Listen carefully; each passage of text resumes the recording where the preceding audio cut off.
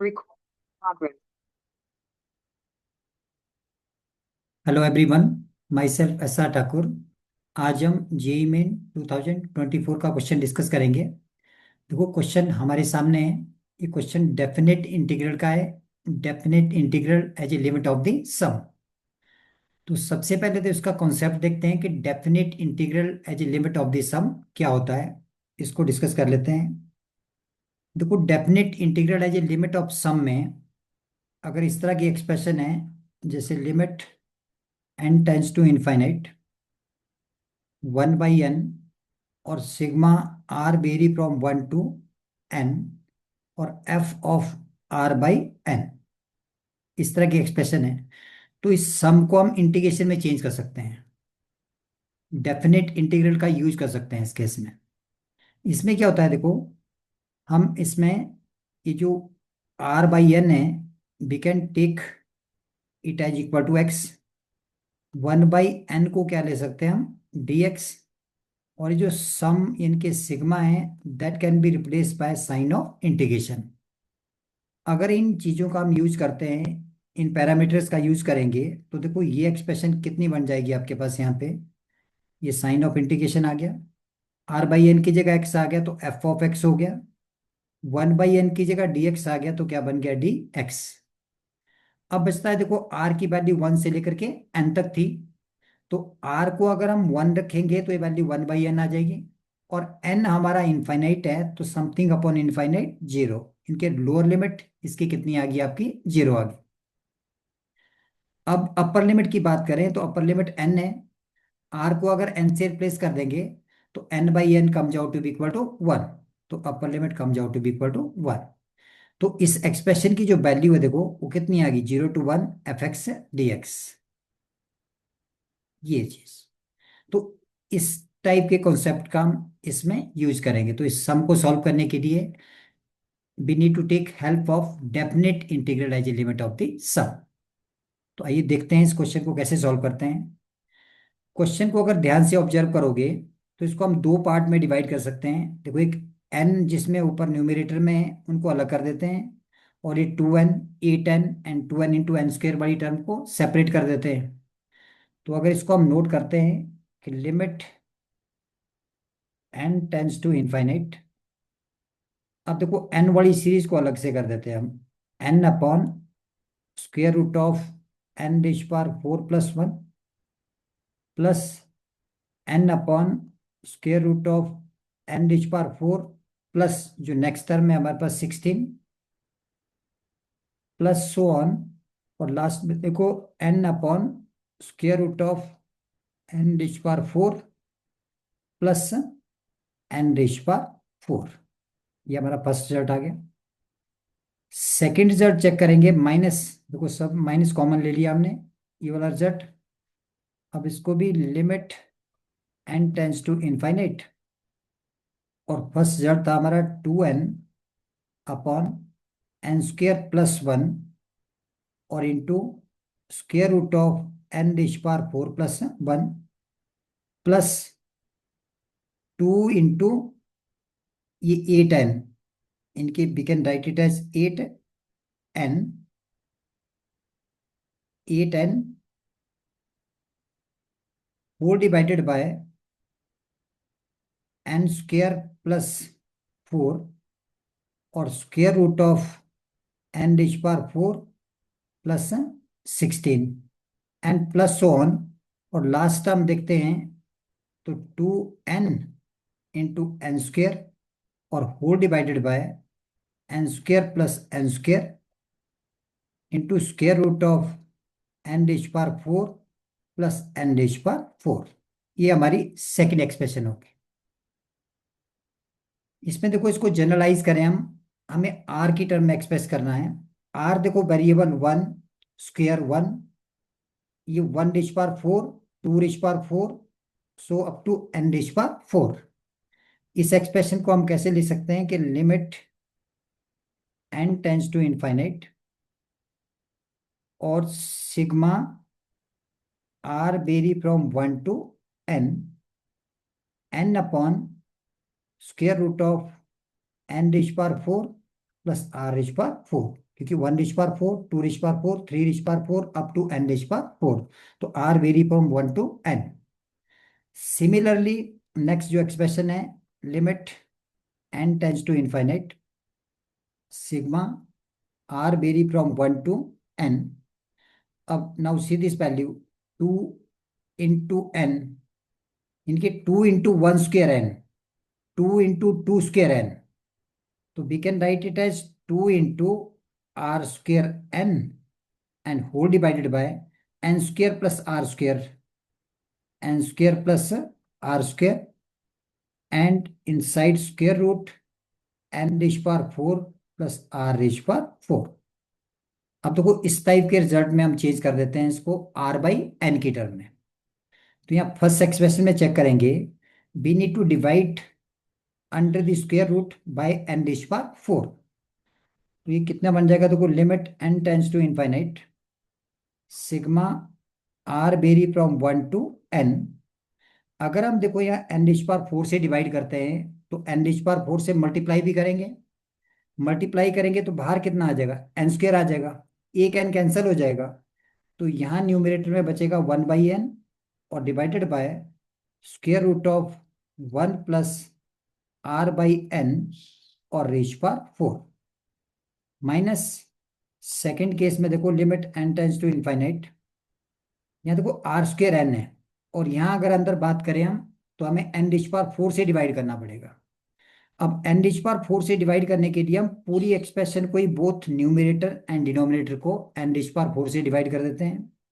देखो जब N rich power 4 से डिवाइड करेंगे तो this value comes out to be r vary from 1 to n, 2 into r/n का होल स्क्वायर। अब तो कोई एक एन स्क्वायर आ गया और एक एन कैंसिल हो जाएगा और एक एन यहाँ पे आपका बच जाएगा, एंड डिवाइडेड बाय, अब हमने एन रिच पावर 4 से इस पूरी एक्सप्रेशन को भी डिवाइड करना है तो एन स्क्वायर से इसको डिवाइड कर देते हैं और एन स्क्वायर से इसको डिवाइड कर देते हैं। जब एन स्क्वायर से इसको डिवाइड करेंगे तो that comes out to be 1 plus r/n का होल स्क्वायर, और एक एन स्क्वायर जब हम यहाँ डिवाइड करेंगे तो स्क्वायर रूट के अंदर वो एन रिच पावर 4 बन जाएगा। That can be written as 1 plus r/n raise power 4। ये हमारी एक्सप्रेशन बन गई। अब देखो दोनों एक्सप्रेशन हमारी इस फॉर्म में आ गई F of r by n की टर्म में। Now we can replace r by n by x, 1/n by dx, and this sigma sign can be replaced by sign of integration. और limit देखो r vary from 1 to n था तो ये value आपकी 0 to 1 आ जाएगी।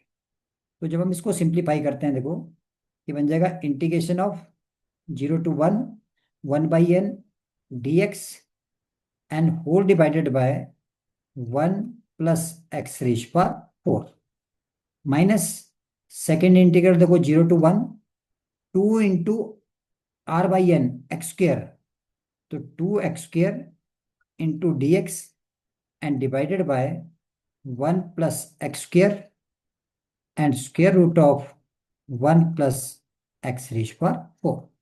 ये expression आगे देखो।